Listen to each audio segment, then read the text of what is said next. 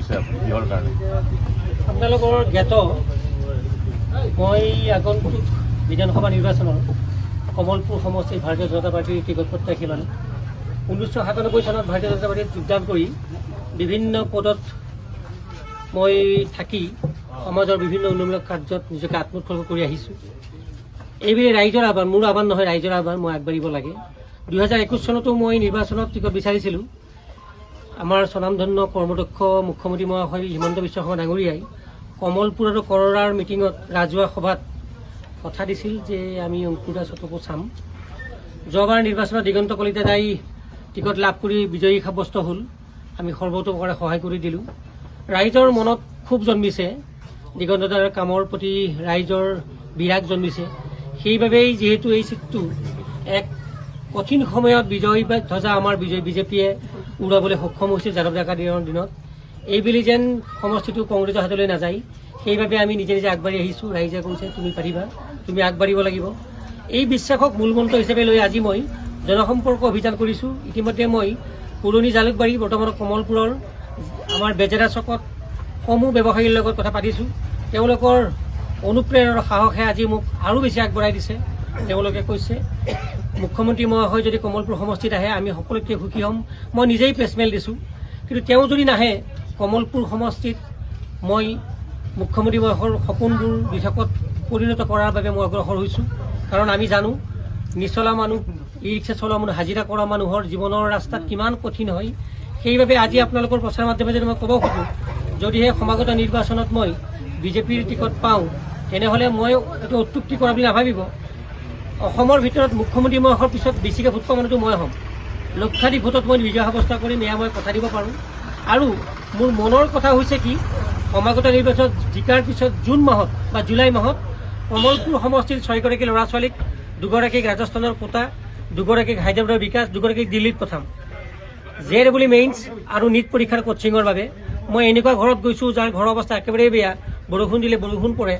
ঘৰৰ ছোৱালীগৰাকী সাংঘাতিক চোকা, 94% পাইছে। মাকগৰাকীয়ে কৈছে 94 পোৱাটো মোৰ বাবে অভিশাপ, তাই 2nd ডিভিজন পাব লাগিছিল। এই মাকগৰাকীৰ বুকুৰ যিটো হিয়া ভগা কান্দোন, সেই কান্দোনক মই মৰ্মে মৰ্মে উপলব্ধি কৰোঁ। সেইবাবে সেই কান্দোনক হাঁহিলৈ ৰূপান্তৰিত কৰাৰ স্বাৰ্থত মই নিজেই ৰেলৰ চাকৰি কৰা মানুহ, চাকৰি বাদ দি আহি মই আমাৰ মৰমৰ ৰাইজৰ এগৰাকী সাৰথি হ'ব খোজোঁ। মই কোনো VIP মানুহ নহয়, সাধাৰণ মানুহ, চাৰিআলিত স্কুটি লৈ ফুৰা মানুহ। মই আৰু আপোনালোকক ক'ব খোজোঁ, দুদিনমান আগত মই প্ৰেছক কৈছোঁ, মই যদি নিৰ্বাচনত জিকিও যাওঁ মোৰ বাসস্থান বা মোৰ এড্ৰেছ গুৱাহাটী নহয়, অকল বিধানসভা বহা কেইদিনহে মই গুৱাহাটীৰ MLA হোষ্টেলত থাকিম। চাৰিআলিৰ সেই সৰু ঘৰটোতে মই থাকিম। তেওঁলোকে মোক অনবৰত পাব। আৰু তেওঁলোকে জানে প্ৰায় 20-25 বছৰ ধৰি ৰাইজৰ লগত মোৰ সম্পৰ্ক কেনেকুৱা, ৰাইজৰ বিপদত মই কেনেকৈ থিয় দিছোঁ তেওঁলোক সকলোৱে জানে। সেইবাবে আপোনালোকে নিশ্চয় দেখিছে ৰাইজ কিদৰে আগবাঢ়ি আহিছে। ইলেকশ্যন আহাই নাই, ৰাইজে কিন্তু হাহাকাৰ কৰিছে মই আগবাঢ়িব লাগে। গতিকে বেলেগ একো কথা নহয়, এয়া নিৰ্বাচন কেন্দ্ৰিক যদিও হয়, মই মাত্ৰ মোৰ জ্যেষ্ঠজনৰ, মোৰ কনিষ্ঠজনৰ উপদেশ মৰম বিচাৰি আহিছোঁ। তেওঁলোকে মোক মাৰ্গদৰ্শন কৰক। আমি জীৱনৰ বাটত এই সাধাৰণ মানুহবোৰক লৈ আগবাঢ়ি যাব লাগিব। তেওঁলোককো জীয়াই থকাৰ এটা সপোন বাস্তৱত পৰিণত কৰাৰ ব্যৱস্থা কৰি দিব লাগিব। মানে এনেকুৱা কি কথা থাকিল যে বৰ্তমানৰ যিগৰাকী বিধায়ক, আপোনালোকৰ দলৰে বিধায়ক, তেওঁৰ কি কথা বতৰা বা কি কাম কাজত আপুনি অসন্তুষ্ট হৈ থাকিল? মই দিগন্ত দাৰ প্ৰতি ব্যক্তিগত কোনো খেজ নাই। দিগন্ত দাক যদি সাংসদ কৰি লৈ যায়, তেওঁক আমাৰ ৰাষ্ট্ৰৰ কোনোবা মন্ত্ৰীৰ দায়িত্ব দিয়ে, মই সকলোকে সুখী হোৱা মানুহটো মই হ'ম। কিন্তু কমলপুৰ সমষ্টি এইবাৰ মোক লাগিব। কিছুমান দাবীত আছে, দাবী মানে এইবিলাক কথা ভাবক। আমাৰ বিডিয়া মেডিকেলত চিজাৰিয়ান নাই। দুখীয়া ঘৰৰ মানুহটোৱে মনত কল্পনা কৰে যে আমি বিডিয়া মেডিকেলত মোৰ সন্তানটো প্ৰসৱ কৰাম। যেতিয়া সি দেখা পায় চিজাৰিয়ান নাই, গাইনকলজিষ্ট নাই, পেডিয়াট্ৰিক্স নাই, অকল এজন এলোপেথিকৰ ডাক্তৰ, 3জন আয়ুৰ্বেদিক, 1জন হোমিঅ'পেথিক। কালি কি হৈছে, 2000টা মানুহ তাত পেচেণ্ট, এজন হ'ল ডাক্তৰ। তেনে অৱস্থাত কাৰো মাত নাই। আমাৰ অঞ্চলটো ড্ৰাগছত নিমজ্জিত হৈ গ'ল। নতুন প্ৰজন্ম কেইদিনমান আগত, এমাহ আগত কৰৰাৰ 3গৰাকী ল'ৰা এমাহত ঢুকাল, কাৰো মাত নাই। যাৰ পৰা মাত বিচাৰোঁ তেওঁ মাত নিদিয়ে। গতিকে ঠিক তেনেকৈ আপুনি যদি লক্ষ্য কৰে, আমাৰ বেজেৰা, আমাৰ কমলপুৰ মেডিকেলত চুগাৰৰ জোখা যন্ত্ৰটো নাই। কিমান দুখ লগা কথা। যদি এইখিনি কথা যদি আমি হিমন্ত বিশ্ব শৰ্মা ডাঙৰীয়াক সঠিকভাৱে উত্থাপন কৰিব পাৰোঁ, মই জানো এমাহৰ ভিতৰত গোটেইবিলাক নিষ্পত্তি হ'ব। কিন্তু ৰাইজৰ বিশ্বাস কৰা প্ৰতিনিধিগৰাকীয়ে কি কাৰণত ৰাইজৰ লগত নাথাকে মই ক'ব নোৱাৰোঁ। দিছপুৰ নাপায়। 5 বছৰ ধৰি তেওঁ প্ৰায় 4.5 বছৰ ৰাইজৰ ওচৰত নাহিল। কিশোৰ শৰ্মা ৰাইজৰ ওচৰত আহিল। তেওঁ ৰাইজৰ সাংঘাতিক অসন্তুষ্ট আছে, কাৰণ তেওঁলোকে প্ৰতিনিধি পঠাই দিয়ে, প্ৰতিনিধিৰ সন্মুখত ৰাইজৰ দাবীবোৰ উত্থাপন কৰিব নোৱাৰে। আৰু সেইবাবে ৰাইজে কৈছে যে প্ৰতিনিধি পঠোৱা মানুহ আমাক নালাগে, আমাৰ মাজত থকা মানুহজনক লাগে। সেইবাবে মোৰ ৰাজ্যিক সমিতি বিজেপি মুখ্যমন্ত্ৰী মহাশয়ৰ প্ৰতি অনুৰোধ, তেওঁ যদি আহে সকলোতকৈ ভাল, আমি সকলোৱে ৰাস্তা এৰি দিম, ৰঙা দলিচা পাৰি দিম। কিন্তু তেওঁ যদি নাহে আৰু যদি ভুল হ'লে কিন্তু মোৰ পৰা ভুল হ'ব। যি ভুলৰ পৰিণতি কি হ'ব মই কিন্তু নাজানো। মাত্ৰ মনৰ আশা, মনৰ বিশ্বাস, কমলপুৰ সমষ্টি আমাৰ, কমলপুৰ সমষ্টি দুখীয়া মানুহৰ সমষ্টি। সেই দুখীয়া মানুহৰ ৰাজনৈতিক অধিকাৰ কমলপুৰ সমষ্টিয়ে নিজে ল'ব। আৰু এইবাৰ 2026 চনত আপোনালোকে দেখিব কমলপুৰত সঁচাকৈ পদুম ফুলিছে বুলি, কাৰণ সেই পদুমৰ অংশীদাৰ আমি এই পদুম ফুলৰ বীজ ৰোপণ কৰা মানুহ। 1997 চনৰ পৰা অহা মানুহজন বিজেপিৰ সঁচা বিজেপি। যদি বুলি কৈ কথা এটা সুধিছো, যদি আপুনি ভগৱতৰ অংকবিলাক হৈ নাথাকে, মই আপোনাক ক'লো বিকল্প চিন্তা ভুল হ'লে ভুল হ'ব। আজিয়ে বাৰু আপোনালোকে এই শব্দটোৰে বহুত কথা বুজিছে। ভুল হ'লে ভুল হ'ব, ভুল নকৰে বুলি মনৰ বিশ্বাস। মোৰ মনৰ বিশ্বাস, তেওঁলোকৰ ছাৰ্ভে ৰিপৰ্ট আছে। আৰু যদি মোক ক'ব পাৰে ছাৰ্ভে ৰিপৰ্টত মোৰ নাম নাই, মোক টিকট দিব নালাগে। ছাৰ্ভে আমাৰ দুখীয়া ৰাইজে দিব।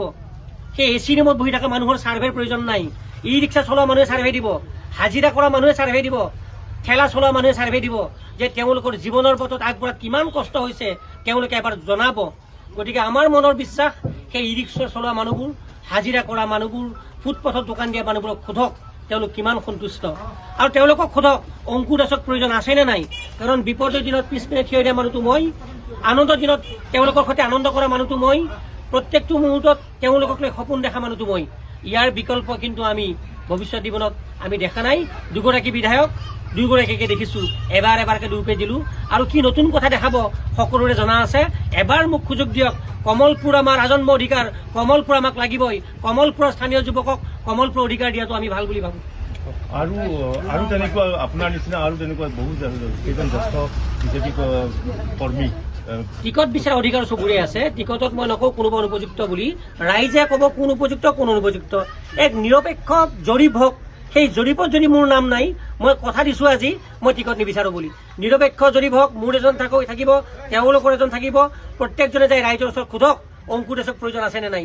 মই অনুভৱ কৰোঁ জৰ্জৰিত সমস্যাৰে আমাৰ ভাৰাক্ৰান্ত আমাৰ সমস্ত ৰাইজে এটাই আশা দেখে, আমাৰ অংকুৰ আগবাঢ়ি আহিব লাগিব। মই কোনো VIP নহয়, সদায় তই বুলি বোলা মানুহজনে, তই বুলিয়ে মাতিব পৰা অধিকাৰ দিয়া মানুহজন মই। আপুনি বুলি ক'ব লগাৰ কোনো প্ৰয়োজন নাথাকে।